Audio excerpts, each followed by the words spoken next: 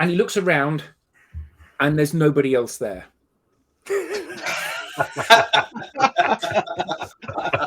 Boom, boom.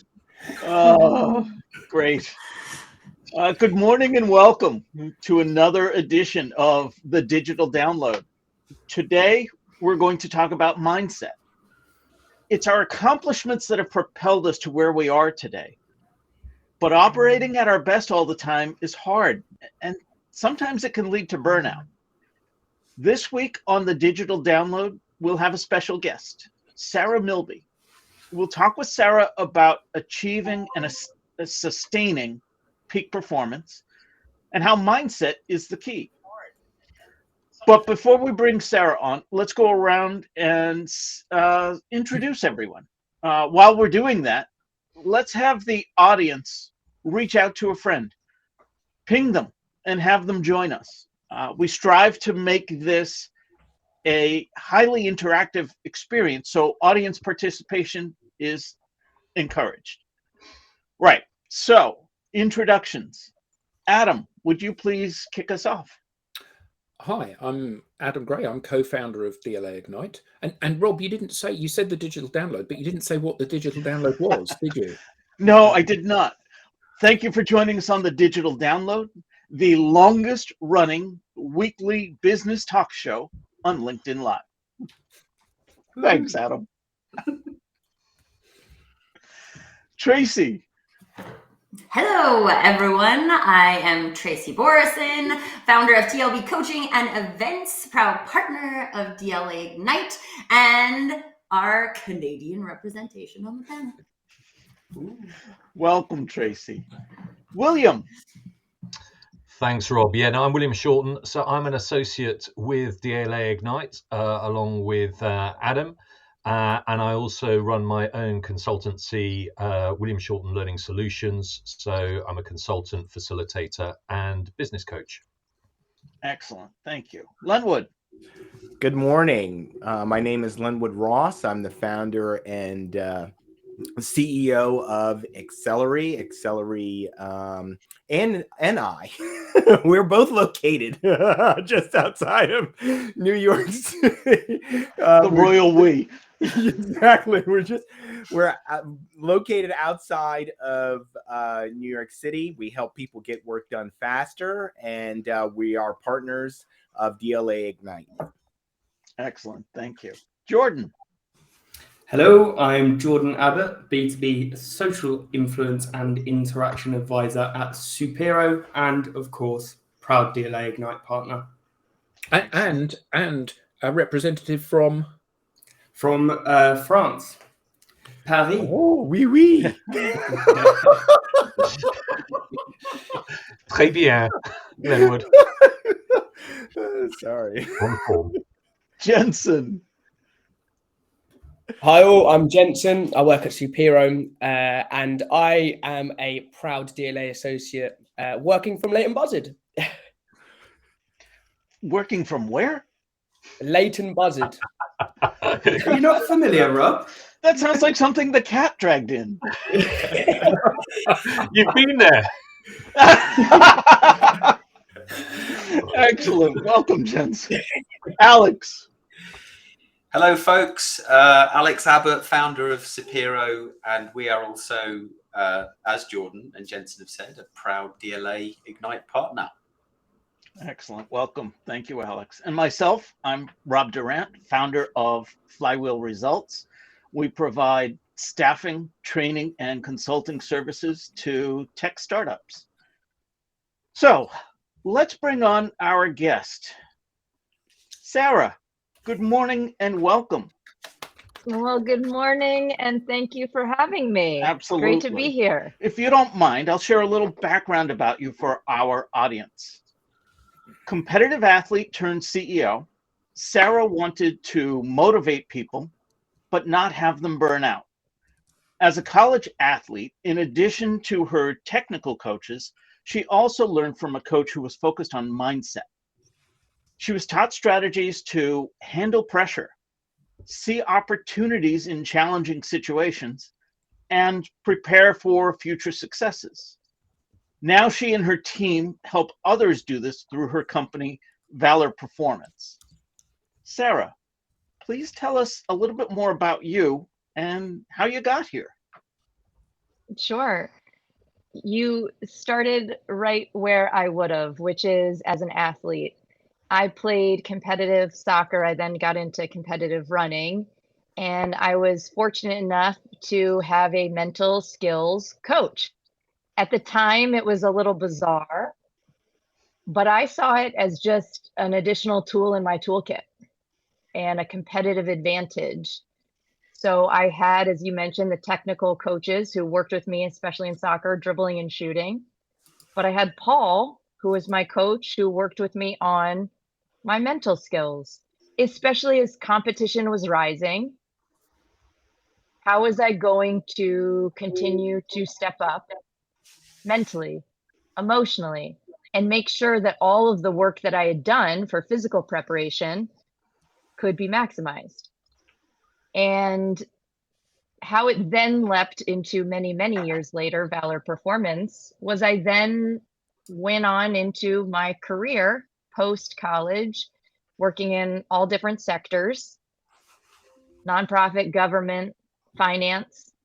And then I found my way into startups and technology companies. And I found as I worked my way into leadership roles that the same issues kept coming up for myself and my teams. How do you see opportunities and challenge? How do you make sure that you're positioning yourself to be primed and optimal mentally and emotionally as you go to execute on whatever the strategy, methodology, process is of your work? And I kept hearkening back to Paul. And I kept wishing that my team had access to a Paul in a scalable way. And then it started to just slowly plant the seeds for when I took the act of courage, hence valor, heroic courage. I'm sort of obsessed with courage. In just seeing what would happen if I tried to create a scalable, technology-driven approach to giving people access to some of these best practices and having a coach in their corner. So we do leverage a lot of performance psychology, but we apply it into corporate and increasingly actually now into healthcare, which we're really excited about. So that's a little bit more of connecting the dots, a lot of zigging and zagging, but now I have the privilege of running this company, Valor. Awesome. Thank you for that. I want to pick up on that word courage. As you know, it takes courage to keep growing, to up-level your skills, to continue to improve and develop throughout your career. And it takes courage for organizations to see the potential that the future holds for its people. So we've asked you to come on the show and give us some insight on how we can use mindset to help us find that courage. But first, what is meant by mindset and how can that help me? Yeah, sure. I mean, it's all about how you're viewing and reacting and responding to your environment.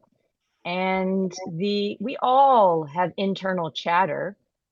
Whether you have the awareness of it or not is another question. But we all have the potential to hold ourselves back or propel ourselves forward by what we tell ourselves in our minds.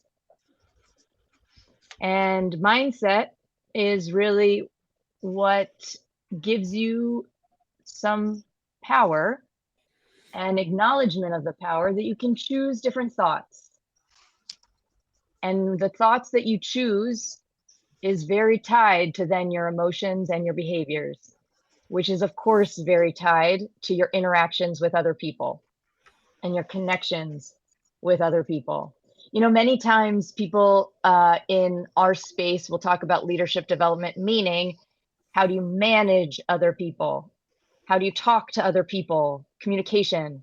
Yes, yes, yes, that's all critical. But sometimes we've underinvested in how we talk to ourselves as the starting point. and how that is so tied to then how we communicate and interact with others. So mindset is bringing that back. And we have a strong approach at Valor where how you lead yourself is then a building block to how you lead and connect with others, which is critical as you lead during times of change. And so I love mindset, and I love how you connected in that question to courage, because we all have the courage to potentially reframe something a little differently and to see it in a different way, or at least consider seeing it in a different way as we navigate our day-to-day environment. Tracy, I saw you nodding along. Yes, I have. So I have this question that I ask myself when I'm feeling like my energy is shifting in a downward way, whether I'm thinking empowering thoughts or I'm thinking disempowering thoughts. And one of the things that I've found really interesting, the things I've learned about like brain science over the last couple of years, is the amount of subconscious thoughts that we can process that don't become conscious thoughts. And because I think it's something crazy, like 4,000 thoughts a second, but you can only process 90 or something like that. Like, it's a drastic difference. And so one of the things that has been like really helpful for me is just being able to just take a step back and say, okay, is what I'm thinking helping me right now? Yes. It might be true, right? It might be about a situation, but if you can shift that to be like, okay, this is the situation. This is my disempowering thought about the situation. How might I be able to find an empowering thought about the situation that can help me, help my team? But one of the things I really wanted to put out to Sarah in the panel is I had an experience in leadership where let me paint a picture for a moment, because to me it's a picture.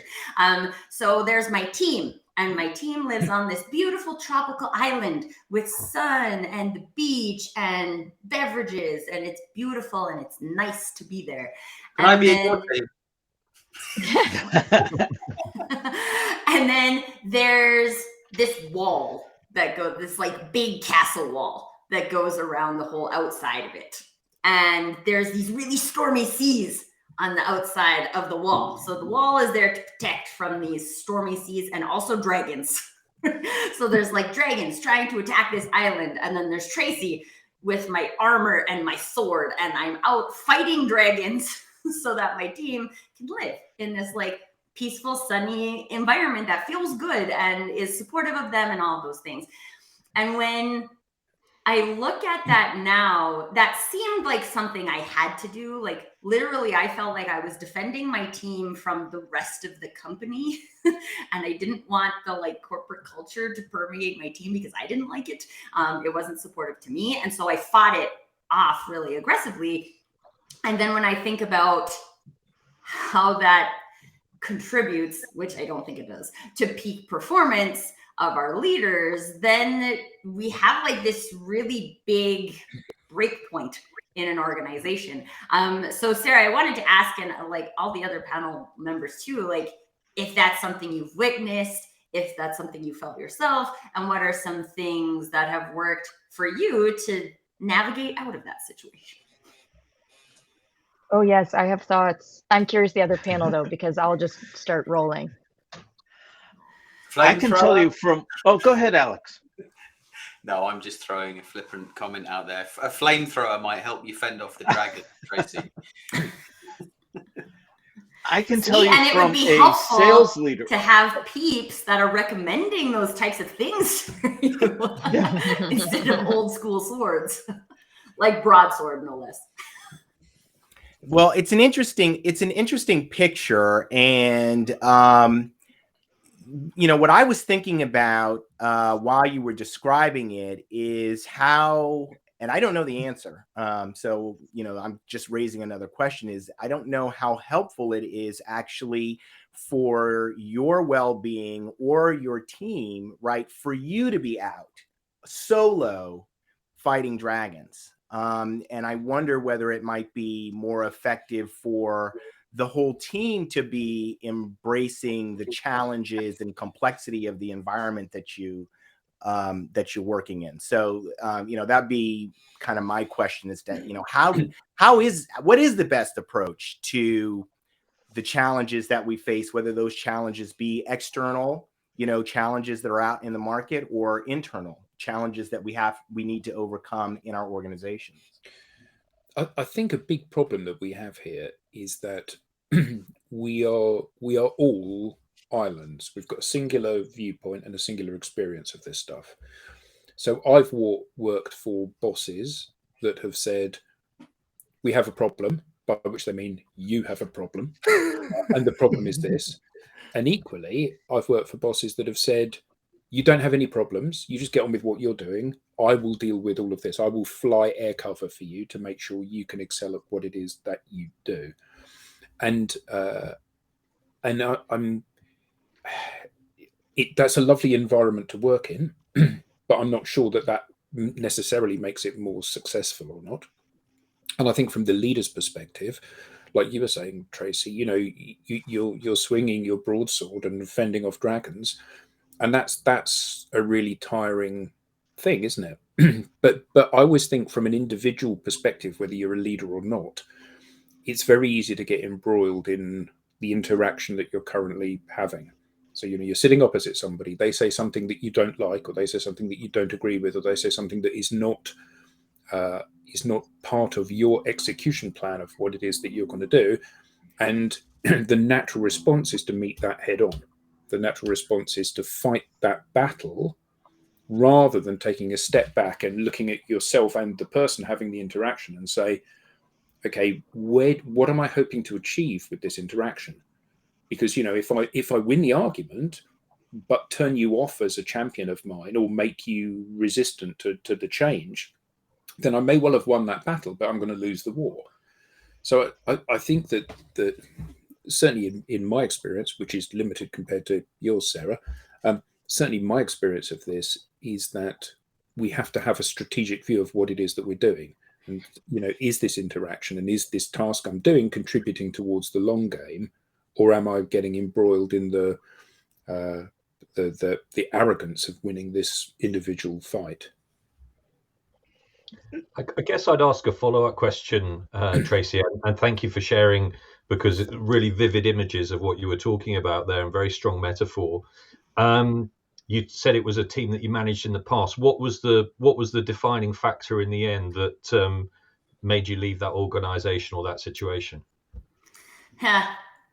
So the dragons were my CEO. And not that she was a dragon or mean or any of those things. Like, in lots of ways, she was very supportive and critical to my growth, to where I got as a person.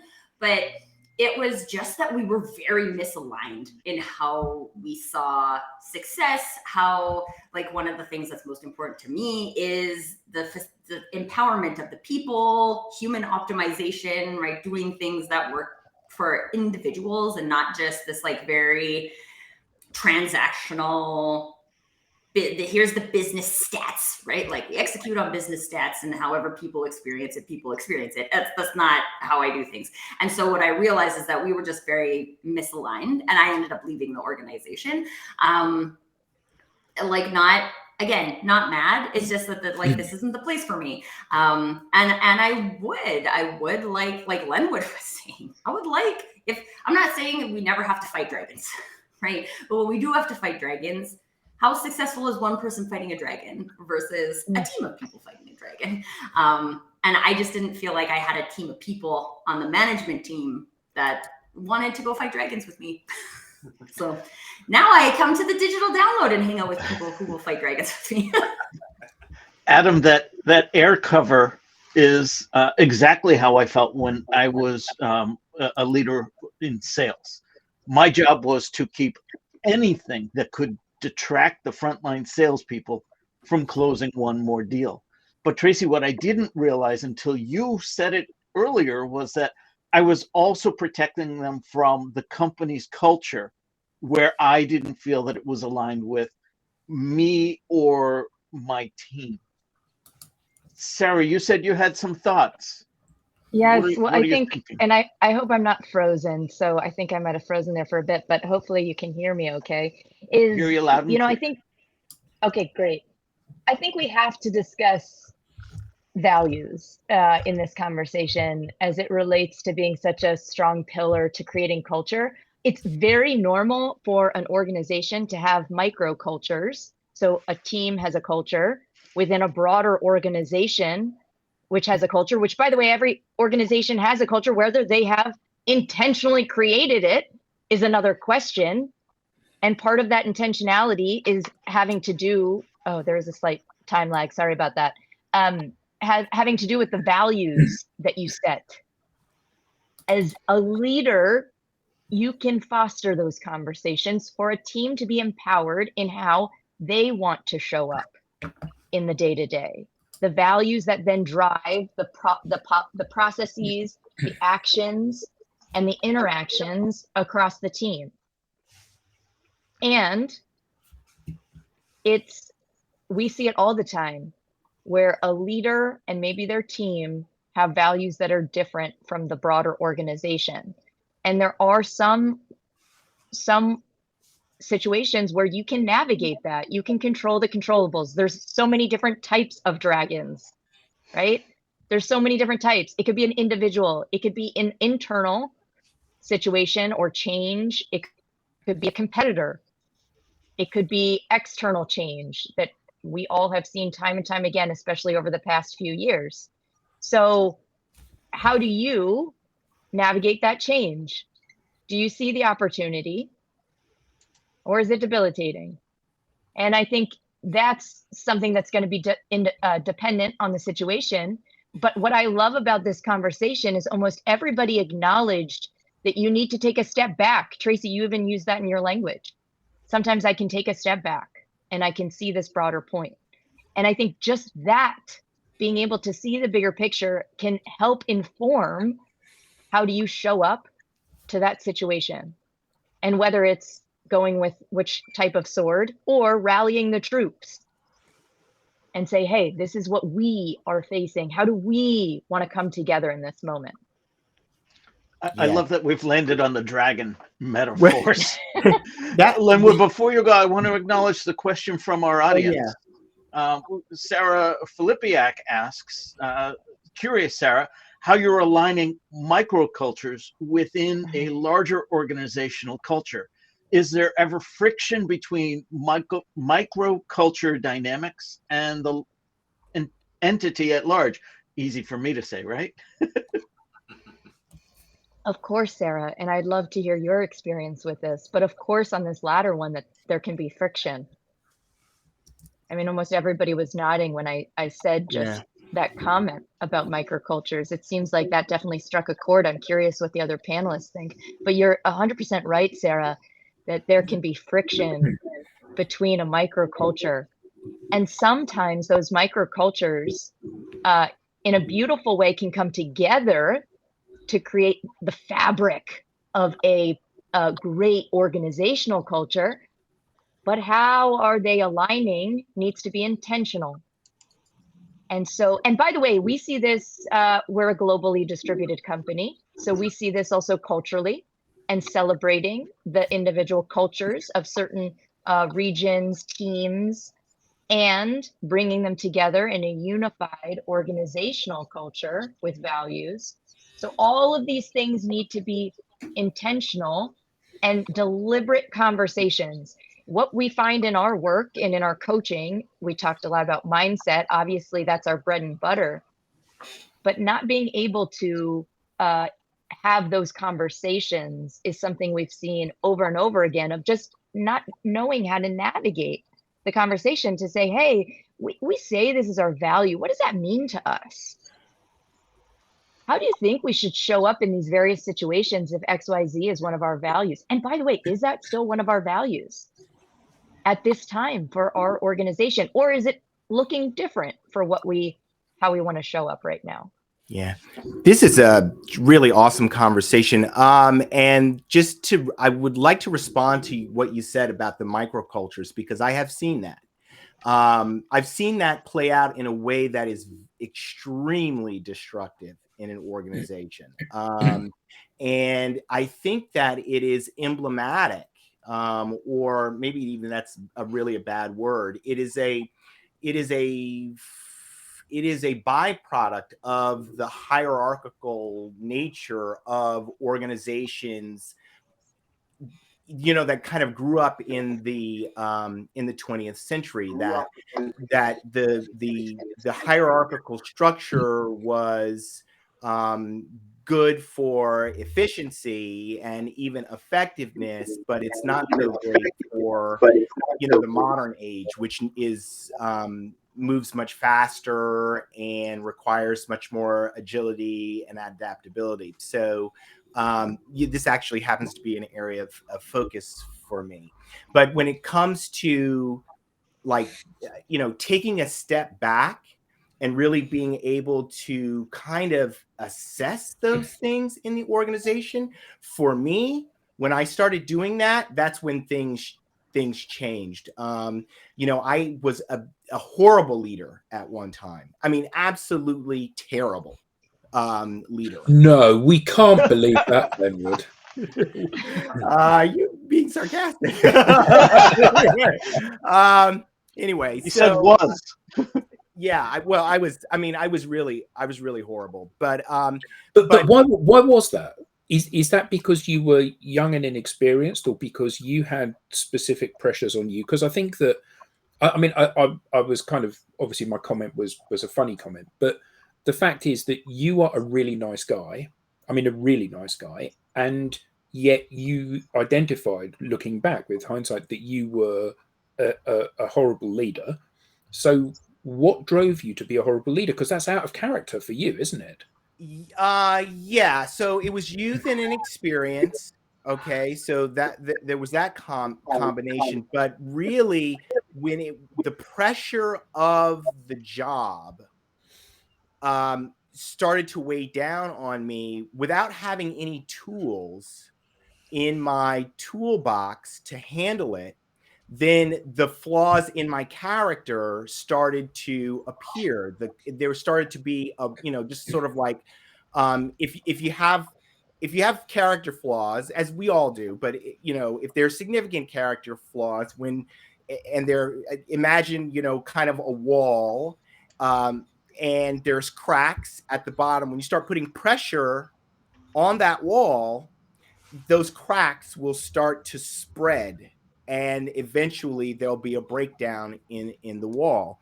So basically what happened is, there was a tremendous amount of, this was an extremely high pressure situation. There's not character, I was the level below the C level. Our CEO was under investigation. My boss, the general counsel, was under investigation. And when I say investigation, it was like the FBI, the Securities and Exchange Commission, Banking Committee of the United States Congress. I mean, this is serious stuff. And so the pressure on me in that situation as the senior corporate attorney for the organization was significant. And I didn't have awareness about, number one, my position in the organization and how people saw me. And so because of that lack of self-awareness, I was like a person who was like, it's all about the job. I've got all these things I've got to manage between the board and outside counsel and all these different things. I just didn't appreciate what people were seeing and what other people were going through in the organization. So we have an organization that's under pressure. And, I was like focused on myself, like I've got all this pressure on me, but it was really the whole organization, all the people in the organization, even all the way down to the executive assistants who are supporting the executives they work for and feeling that pressure on them. Right. Yeah. So I just I had no awareness and so, my actions, which were tough and very legalistic, because I'm a lawyer. I didn't appreciate, the impact of my actions. And so anyway, what I was getting at was like this issue of self-awareness and leading yourself first, right? And just taking that beat and saying, one of the things that I did for a period of 2 years after I realized, oh my goodness, I'm a horrible leader.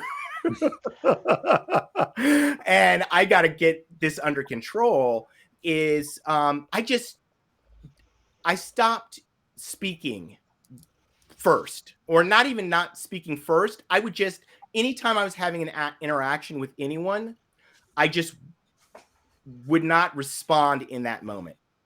If I could say that, I would just say, let me just take a minute. Let me get back to you. Let me, and just take time to process what was happening, how that person might be feeling about it, and the impact it might be having on the organization. Lenwood, for that organization that you were working in, what were the espoused values or the kind of mission that organization had? That's a great question. I can tell you the mission, but I can't necessarily speak to the values because I don't remember what they were, or even if they were articulated. It was articulated in a, for the proxy statement. It was, it was something that was just a piece of paper. It wasn't something that was necessarily, spread across the organization. But the mission was to make the very best accessible to all children. And that was something that I still remember that, even though it's been years since I worked for that company. I loved that mission.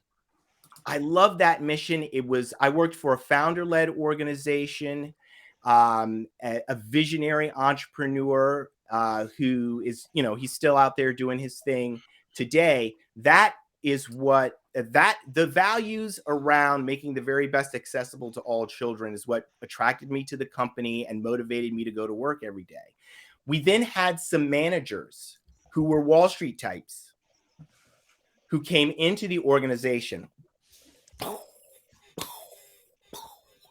The conflict between those two ways of operating nearly destroyed the company. Sarah, I feel Oh, go ahead. Oh, yeah, go. No, I was just going to say, I feel so strongly to jump in just with the sentence around, I was a terrible manager. I feel like protective. I have to jump in and just tell you how common this is. And like we as humans, there's the neuroscience to support how we react to stress and the pressure that you described and what it means for our own self-regulation. And how when we aren't equipped, and I liked how you said, I wasn't given the skills. That's so common.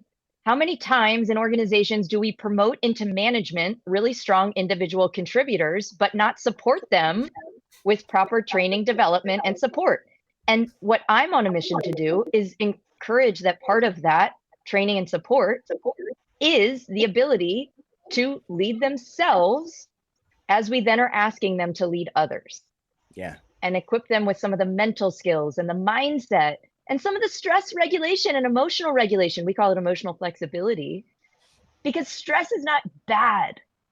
We can reframe stress if we have the skills, the tools to reframe mentally, to say, okay, gosh, this is a normal physiological response that I'm having.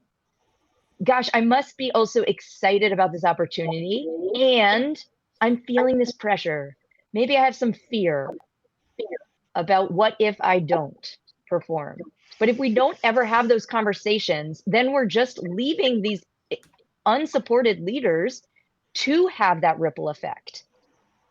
And that's why what's so interesting about our work now is we're correlating, we're seeing, man, if you invest in top talent, it actually does have an impact on the overall team engagement, team performance, not just of that individual, but it's across the organization. So anyway, I had to jump in with your story, and I appreciate you sharing it because we often are coaching people who I'm always surprised that there still are people out there that have fixed mindsets, but there are that just say, I've solved it all. You can't teach me anything. I am the way I am. Yeah. I don't think anybody on this call, but so I No, just no, but appreciate the I have acknowledgement that we're solved it all all. works It's in fine. progress. Oh, you have. Okay, that's right. Oh, so finally, I've met someone. Okay, there we go. I think Right that's here on Digital Download. Sarah, I finally have met the person who has it all figured out. Don't you think that's still the fixed mindset is still the prevalent mindset in Yes. corporate America? For I sure. bought the book. Doesn't that count? Yeah. And they bought the book totally. and they just put it to their head and they hope that the information was just Yeah, it's just on the bookcase, and that counts. Oh, I didn't read all of I don't- these. I've got the book. I don't think any leadership is lifelong learning. Like so much of, I mean, you're always learning and growing. We were talking about the dragons. I'm going to keep referencing dragons. Tracy, thank you for this analogy. Valor and dragons somehow go together. Right. Right. You know, situations are constantly changing. And so therefore we as leaders, I often think about like Sarah 1.0 wouldn't have started Valor. Sarah 2.0 started Valor. Scaling Valor is requiring Sarah 3.0. We are all in a state of evolution. It just, in order to maintain performance, you're in a state of evolution. What, you know, and Rob, you asked me this one time earlier, is like what, you know, got you here is not going to be what gets you there. And we just have to kind of like hold some of our practices, routines, mindsets loosely, and at least be thoughtful and intentional about them if we want to sustain peak performance. Yeah. So what got you here isn't going to get you there. When do you know it's time to switch? Sorry, I'm chuckling at Digital Download meets Dungeons and Dragons. Gosh, don't you think that we all benefit from a little bit of the introspection and just asking ourselves that question? You know, it's never black and white to say, okay, so if you face this, then you clearly, you know, you switch. I like to think of my own performance routines as experiments to consider or to try, right? Because my situation, not only with my organization that I talked about, but also we faced, you know, the pandemic. I became a mom. Like situations are constantly needing to just say, okay, is this working for me? I personally, not to get into like specifics, but I have a weekly review at the end of each week, just to take 30, 45 minutes to review my my schedule as far as how it aligned with my priorities, dare I say values, and then consider if I need to tweak anything or consider tweaking something, not to put so much pressure on myself, but just to say anything I want to adjust, anything I definitely want to take with me into the next week or into the next month. I like to think of periodization. This is something a lot of elite athletes do. We work with elite athletes, elite military leaders, corporate executives, sales teams, healthcare. So a lot of our coaches understand the routines across these different performance arenas. And I like to think about periodization, right? So let me give an example. As a marathon runner, there's such thing as a taper right before I run the race. Sometimes you have a build-up phase. And so I think we can all, as humans, benefit from some periods, chapters, if you will, seasons of our life, and allow ourselves to have different goals for different seasons or different chapters. Use whatever phrase. I'm trying to bring it back to dragons. I haven't come up with something yet. Give me a second. We'll have some way that it goes back to dragons. I think there's also a word that both you, Sarah, and Len would have used, which is around kind of awareness. And I think, you know, that's a critical phase of understanding. Actually, as you kind of mature and get into leadership, it's understanding, you know, where your strengths lie. Sometimes some of the underdeveloped strengths you have, which you can use even more, and those areas which either you avoid or need some development. So I think it's that basis to kind of work and to build on those, and then of course, as you said, the self-reflection, and of course the reflection of others, which you can get through feedback, and that's why so many organizations these days are talking about establishing feedback cultures, is because they want to kind of almost put this to act as a catalyst to kind of get this moving throughout the organization. The most important word you said there, Will, was maturity. So I've been listening to the conversations here, and Lenwood's issue when he was a horrible manager had nothing to do with the fact that he was a horrible manager. It had to do with the fact that he wasn't mature. And I think that one of the things that I have seen universally across organizations is that the best managers have been mature people. Now, often that aligns with age, not always, but often it aligns with age. But as you mature, you become much braver about taking criticism and acknowledging your weaknesses. So when we all set out in the workplace, we think we have to be best at absolutely everything. We think it's a competition. And the idea of saying, actually, Will, can you do that because you're much better at it? You'd never utter those words. You'd just say, yeah, give it to me, I'll do that. I'll need to be better than you. And as you get older, you realize that actually the greatest value you can add is this little stripe here, and an understanding of those things, but not doing those things necessarily. And part of that is the open mindset, and part of that is recognizing that you have a uniqueness to you, and it's that is your USP, and you don't have to be able to do everything, and that only comes with experience and with maturity. And when I've seen catastrophic management, it's invariably been because people have been promoted too fast, too far, too soon. And they're not inherently bad people, but they behave inherently badly when they're put in that situation, a situation where they have, as you said, no training, no experience, no toolkit, or no tools in the kit bag that they can deploy when these problems arise. And they're afraid to put their hand up and say, actually, I'm lost. Can somebody please help me because I'm in this situation? And that bravery, back to broadsword and dragons, that bravery and that ability to vanquish those demons are all internal, aren't they? It's about saying, I need your help with this, Will. I need your help with this, Lenwood. And that only comes when you're secure enough to be able to say, I'm not good at everything. I want to acknowledge some of the comments from the audience. Sean Matten says, not all managers are good leaders. Leadership can be taught, but values such as integrity and kindness are critical. And then this other fellow commented, this Timothy Hughes, there was a fixed mindset pandemic in business. And I know people who say they have growth mindset, but are very fixed. Well, and I think that goes back to the self-awareness piece, right? I mean, I have this conversation often about the concept of authenticity, right? Because I feel like peak performance, authenticity evolves, right? So if you're going to stay peak, you have to evolve. Authenticity evolves. This is the human experience.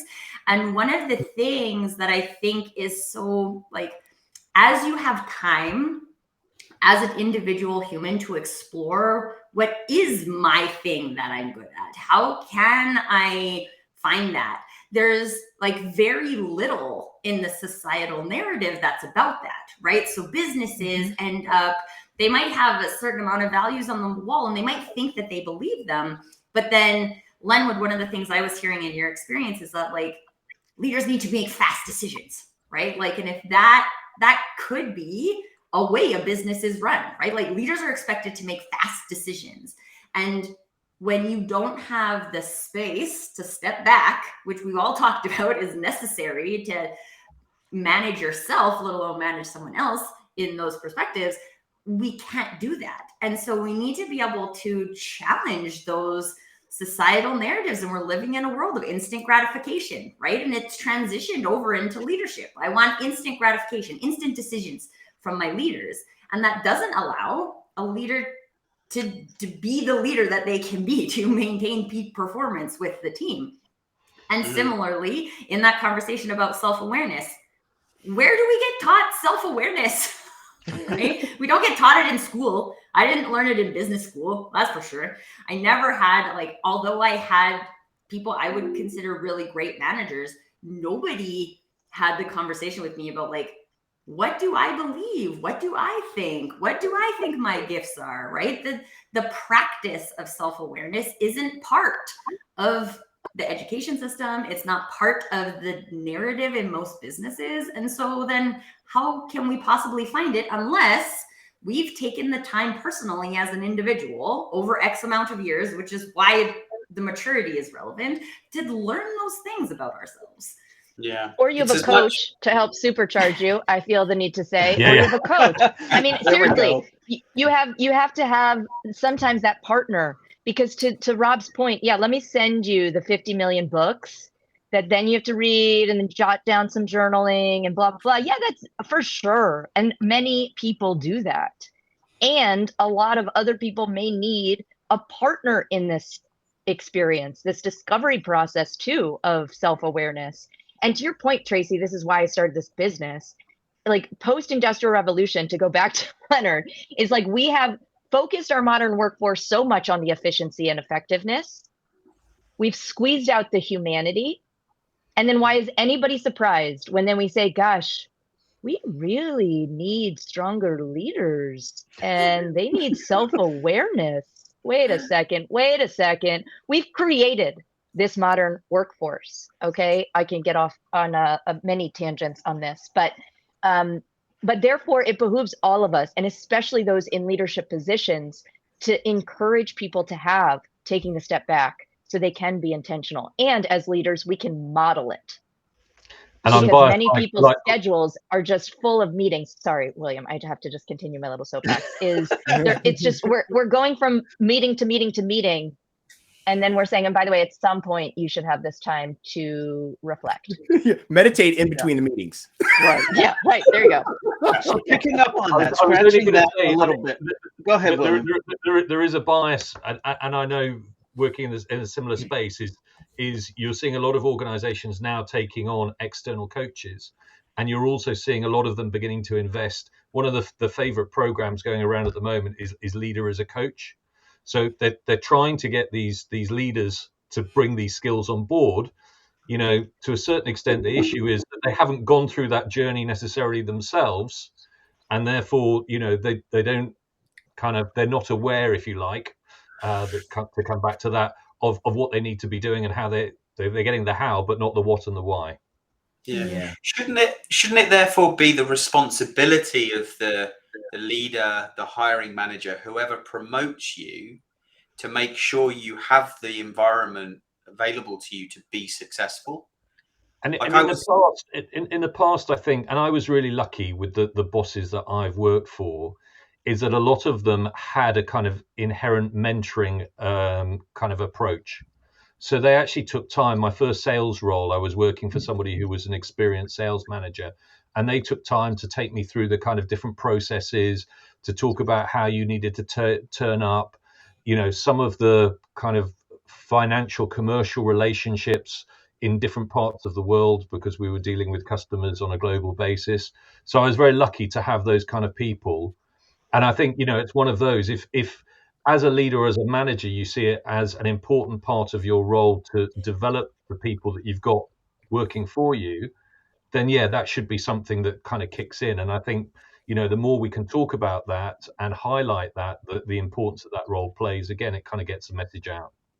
Yeah. And I think, though, does that come from that leader having that level of self-awareness about themselves, right? Because if you don't have that, then why would you even think about giving it to other people? Yeah. Whereas Lenwood's situation, he was promoted, and you were expected to sink or swim by the sounds of it. Yeah, well, it's very interesting because, you know, to Sarah's point, I came into the organization. I was, you know, a high performer, and you know, they just kind of assumed, maybe, I don't know if they assumed or what, but I think the leaders in the organization had higher expectations for how I would perform than I even had of myself. Like, I didn't, like I said, I didn't have an awareness of my own abilities and how I was able to contribute to the organization. Part of that was the person that I was working for, but also I lost the kind of natural opportunity to develop and have like a normal period of like, oops, and okay, I need to correct, because, you know, we had this tremendous pressure that came on the organization, you know, from internal and external pressures that just put me in a hot seat that I wasn't really ready for. So we come back to pressure, and one of the questions I was hoping we could ask Sarah today, with all of the growing pressures to deliver, what can we do to prevent burnout? How do we recognize the onset? And what can we do if burnout happens? Any thoughts there? Sure. And I whenever asked about burnout, I always have to give my preface, which is it wouldn't be such an epidemic if I could just tell you 3 bullet points and we could solve it today. So Sure. we have to think about the systems in which we are working, the organizations in which we are working, and that context. I'll give an extreme example before I answer your question. We do a lot with health systems. Okay, so we work a lot with clinicians and non-clinicians and physicians. And so we can talk about individual changes and mindset and strategies, but we also have to acknowledge the healthcare system policy, organizational change that is required. Okay, preface, end. And so, therefore, let me get to your question. First, I think it's really important for us to be thoughtful on what are we saying yes to, and therefore, what are we saying no to? No one should be surprised if you're saying yes to everything, that then lo and behold, you get overwhelmed. And therefore, you start to feel some early signs of burnout, meaning like some emotional exhaustion. You don't have that same vigor, that same engagement in your work. There's a strong correlation to work engagement and burnout. Or there's actually some really interesting new research demonstrating cognitive load. It's out of actually NASA Task Index, demonstrating how those can be early signs of burnout. How much mentally are you doing, especially task switching? All of us are probably guilty of it, but the task switching is very exhausting to us humans. And so even strategies like batch work, Cal Newport does a lot of great work around having like your, again, periodization within your day of focused work and allowing yourself to have that, scheduling yourself to have that, and be thoughtful with your energy management around it. Gosh, I'm much better to do my analytical work in the morning versus the afternoon. The afternoon, I'm starting to feel a little wane. That's usually where I want to have like more of a coffee chat. Maybe I need to go for a walk. I've been really thoughtful about this, like working from home, thinking about 2 days a week, wanting to do in-persons. So I go out of my way. I think about this within the schedule, my weekly schedule, to have some of these different types of energy, different types of work. And so all's just to say, there's like basically paying attention to your energy management, your emotional exhaustion, the cognitive load, all of those things are important. A couple other things to consider. One, Brad Stolberg and Steve Magnus, they wrote this book, Peak Performance. They're advisors. Brad is an advisor to Valor. I love this kind of framework that they use around burnout: mastery, autonomy, belonging. What does that mean? Mastery. We as humans like to see that what we're doing is working towards something, especially when we're feeling outside of some things are outside of our control. But we like to see that, like, man, all of that work, but it wasn't for nothing. Yeah. I went from X to Y. And so we have to be thoughtful about that. As leaders, we have to be thoughtful about this for our teams, for our organizations, and being clear with our communication around mastery. Second is autonomy. you're hearing all the rage right now is about flexibility. Yeah, I want to be clear on the goals for my team, but when and how you do it, that's up to you. Or, man, this is the overall objective, right? So like classic OKR stuff, right? What do you think some good key results should be? Why don't you go think that through, come back with 3 recommendations or 3 ideas and your clear recommendation for how we could implement that. So giving that empowerment. Tracy said that word earlier, right? That's like thinking about the autonomy. People want to feel that autonomy at work. And then lastly, belonging. We are tribal creatures. We have to be thinking about the social connection and a sense of belonging, being a part of something. Like Leonard mentioned about he even still to this day remembers the mission. Mission can be a huge unifying force for us humans. So can values. But be thinking about the sense of belonging, the team that is working so hard. So those are just a couple thoughts. Again, no panacea. Sorry. You can kick me off the show now. We have you here, really. Exactly. And I'll wave my dragon wand and all will be well. Nobody will have burnout. I want to acknowledge some of the comments. Rob Turrell, why do C-suite not get crisis management training anymore? This could perhaps stop burnout. And Matthew Lampy says, harking back to earlier comments on culture, creating and supporting cultures of coaching, mentoring, and individual development can build mental fitness and transform people and organizations. And then we also have Sean Matten. Empowerment is intimately linked to trust. Any thoughts around that? Trust. I have so many thoughts. Yeah, trust, psychological safety, all of those are so connected. I think those are great call outs. Matthew, yes, +1. And then I'll just say to Rob's point, interesting comment about crisis management. I would frankly say like adaptive leadership is now becoming all the rage these days, because what leader is not adapting? What leader is not having to navigate change? We've been nonstop, seems like, in crisis management mode. And you're inundated as a leader. So how do you make sure that you are grounded when everything around you seems like the ground may be shaking? How do you stay grounded? And that's the power of a lot of mindset and leadership coaching. But that's my plug. So we're coming to the top of the hour. Before we do, any last thoughts from anyone on the panel? Any last questions? I've got a question. So I don't think anybody could have listened to this and not be in agreement with how this conversation has gone and the challenges facing leaders and how they need to lead. So if you could give one top tip, Sarah, to something that anybody out there can do in terms of how they start to see with greater clarity how they can manage the interactions that they're having in order that they don't default to their weaknesses and start to put pressure on other people and all of those things, what would your one tip be? So we've talked a lot about self-awareness, and that can be like this big giant word. It's like, how do I get self-aware? By the way, an HBR article said that 80% of leaders claim that they are self-aware.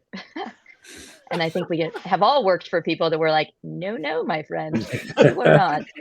So I don't want to give something like be self-aware. Here's my tip. We call it the secret weapon at Valor. And it just starts with taking a breath. Sometimes we're in constant reacting mode. I myself, I love to go. And so my tip that I give to myself every day is take a breath, because there is a difference between reacting and intentionally responding. And sometimes all it takes is just that breath. So is that the Sarah Bareilles song, Breathe? Just breathe. There you go. Yes, that's the theme song for the Dungeons and Dragons. There we go. I think that's a great point. You know, and that's kind of what I was talking about. Is I would react rather than respond, and just taking that moment to not react but rather respond. It's a huge difference. Yeah, Awesome. Brilliant. Thank you. That is our time for the week. Sarah, before we go, how can our audience connect with you? Where can they find you? All roads to Valor Performance will somehow find their way to me. So valorperform.com, or I'm on LinkedIn. So Sarah Awesome. Milby, Valor Performance. You can find me, and I'd love to continue the conversation. Sarah, check it out. We have something in common, which I didn't know. What's that? Check the Yale banner. Oh, love it. Love it. Awesome. She went to Yale too, guys. There you go. Well, as always, another great episode. I want to thank our audience for the active participation. I want to thank our panelists for your contributions to the show. And Sarah, thank you so much for your time. It's been great getting to know you a little bit more and learning from you. Until next week, this is the Digital Download signing off. Bye all. See you later, Bye, everyone. everyone. Thanks. Bye.